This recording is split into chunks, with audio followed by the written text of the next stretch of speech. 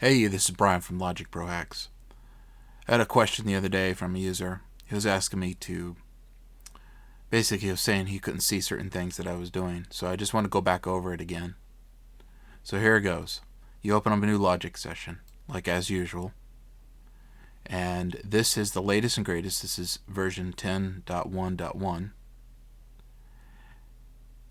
and you want to hook up your keyboard.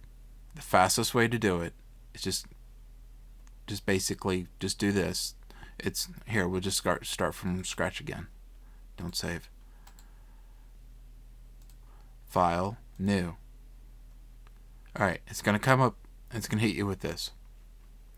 Just say yes to software instrument. Hit create down here. Now, it's going to come up with all this junk. Always populates. I always minimize that. And then right in here, it says instrument. See how it's kind of grayed out? You got this battleship gray, and then you got black on battleship gray. You know, it's really hard to see. It's like the freaking Navy or some shit like that. Alright, so you go down here. Was it 10.1?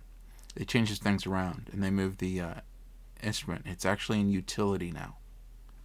External instrument, utility. If you just click right here, it'll default to stereo. Boom, done. Now, your MIDI destination. Right now I have my Roland D20 hooked up, so that's what I'm going to pick. And I have it in my input 7 and 8. That's it, guys. That's all you have to do. Here, I'll play my Roland.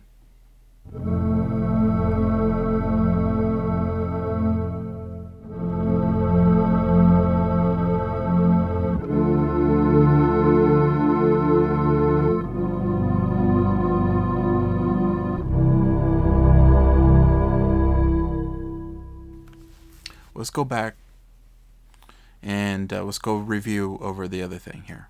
Is say like you wanted to control your keyboard and you brought in another LSO file.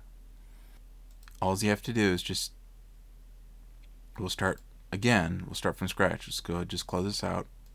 Your file, new. Now, it's going to ask you for software instrument. I'm going to go ahead and say yes. Now, I'll show you why. I just like to have it there as default. And then what I do is I hit the plus mark right here, this little big plus button, and I have it come up again. But instead of software instrument, I tell it to do external MIDI right down here, and it usually defaults to the one that you last used. But if not, you just pick your thing in here, Roland D20. You can put all. I guess it doesn't really matter. Hit create, because we're going to go back over it again. Now once you create, I like to go over to here where this little box is, file cabinet looking thing, and I click on that. It comes with this humongous speaker icon that's just absolutely ugly, and you just go down here to your Roland and make sure that's checked, and I just check channel 1. And then what you want to do is make sure drop that little tick mark down here, and make sure your port reflects what was in your your MIDI channel. And then you can just leave that, and this is where you change your program. So then we could close this part out. You're not going to get sound yet, so what you have to do is you have to create an aux channel. This is a little bit more difficult way, but you will be able to control your keyboard, whatever keyboard you have. And just go in here, edit.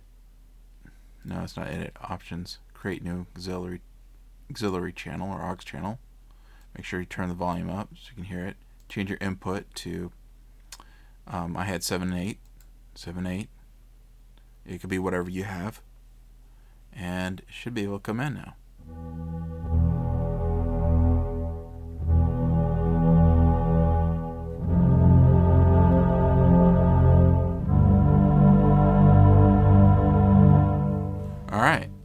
good to go right there. So that's that. I mean, I don't know how you can get any more simpler than this.